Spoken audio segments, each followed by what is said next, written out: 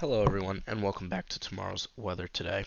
Today we have another update for you on potential tropical cyclone 9, which now has winds of 45 miles per hour and is moving west-northwest at 18 miles per hour. So it is slowing down from yesterday, um, but it's still moving at a quick pace. Tropical storm warnings still go for the northern Leeward Islands, Puerto Rico, Dominican Republic, and Haiti, Turks and Caicos, and tropical storm watches for the southern Bahamian Islands. The official NHC forecast brings it over the Dominican Republic tomorrow during the day tomorrow, then comes out on the other side, and then makes a landfall in Florida. There's a chance that this does go over both the Dominican Republic, Haiti, and Cuba, and the storm doesn't get organized quick enough. This is still a very broad and large system at this very point in time. We will see what happens if this does move over the Dominican Republic. It is very mountainous there, but we will see and how it comes out on the other side.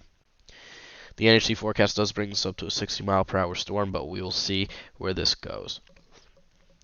Looking at the zoomed out satellite loop, we can see strong southerly winds on this side of the low level clouds and northerlies over here. I'm trying to look in this area over here for when the sun goes down. We do have some southwesterly winds right there. We definitely have northwesterly there. The question is, do we have um, northwesterlies there? I meant northeasterlies up here. The question is, do we have northeasterlies down there? Because that would create a broad, a closed yet broad center of circulation. You can see two lobes here. We can see some in the mid levels, some clouds going like that down there, and then one down there.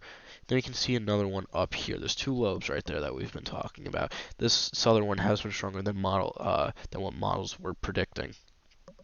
Going into the zoomed in satellite view, again we can see right here the strong low level winds out of the south, out of the north there.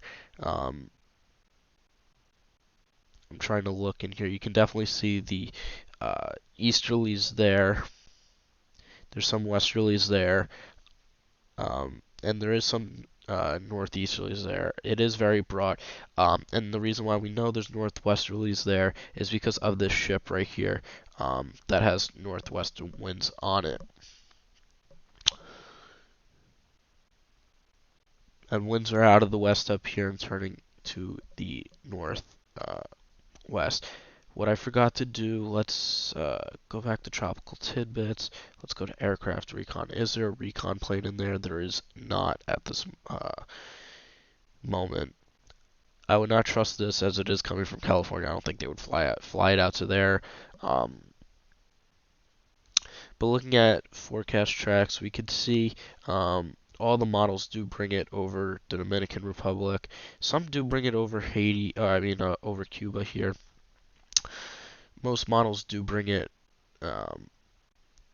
keeps it out in the Atlantic. Some do bring into the um, Gulf of Mexico, and a few do bring it onto Florida. We will see what happens. We will know better tomorrow, probably tomorrow night after this gets over Puerto Rico and Haiti here and comes out on the other side. So ignore the HWFI as you can kind of see that's an outlier. It's the only one bringing it up to a Cat 4. I don't think we will see a Cat 4. I think the strongest this will be a strong tropical storm. Maybe even moderate. We will see. But most models do keep it as a tropical storm. Moderate to maybe a little strong at most. Going over to the GFS model, the 850 or the 700 millibar cyclonic vorticity, we can see our storm right there. If we take this ahead, you You can see it's trying to consolidate to the north of the Dominican Republic, but you can see the larger system right there. It's still very broad at this very point in time tomorrow evening.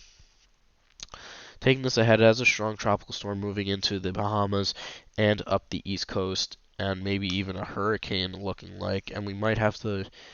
The GFS is hinting at something else right here, but our main focus is future Isaias that could be moving up the east coast. Now, like what we were talking about with this, I didn't mean to do shear, I meant to do 200 millibar winds.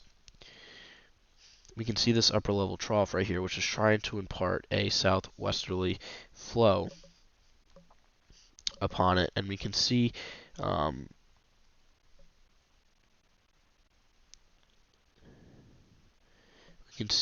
right here we do have some southerly winds acting on it. Um, our trough is, I think that's it right there. Yeah, that's it right there, and it's parting some southerly shear on it. Because our low-level steering flow is out of the southeast, like this, and there is upper level winds going out of the south, two different directions. That does not work for a hurricane or for a tropical storm. We can see our upper level trough here and still imparting that southerly shear on the system. But as it moves up the eastern coast, we can see at this time, now that the storm will be moving somewhat like this, that this uh, the southwesterly flow here won't be as bad for the system as it is moving that way.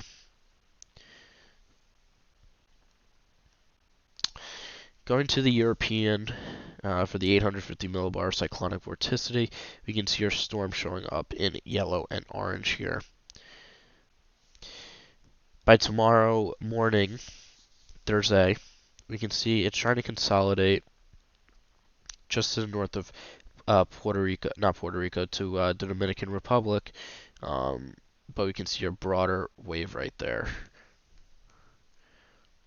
And then bringing it into the Bahamas as a strong tropical storm, and then bringing it up the east coast into the New Jersey area. Just curious to see what pressure is on this. Yeah, a strong tropical storm at best on the European. Let's see the H-Wharf.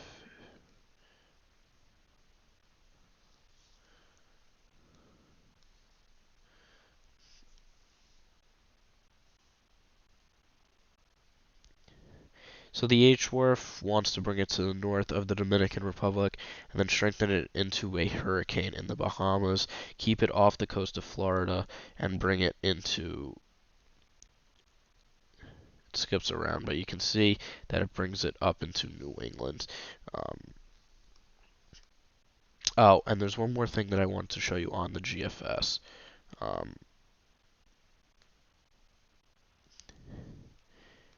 If we go over to moisture here in the mid-levels, we will see that the moisture is very asymmetrical with it all on the northeastern side. We were talking about with this upper level trough that it's going to be imparting some south westerly to southern shear. That will be aided by dry air being pushed into the system, which might cause some more problems for the system. This is not just showing. This is showing up on the H-Wharf and the GFS and the European, which I cannot show you right now. But that is it for today's video. Thank you all for watching. Please make... Oh, one last thing before I do my outro. Anywhere in the Dominican Republic, Haiti, Cuba, Turks and Caicos, Bahamas, Florida, all the way up to Massachusetts should keep a close eye on this system, as it could be impacting anywhere from Florida to the Outer Banks to New Jersey to Long Island to Cape Cod. But But that is it for today's video. Thank you all for watching. Please make sure to like and subscribe and turn on those post notifications so you never miss a new video. And I will see you all tomorrow.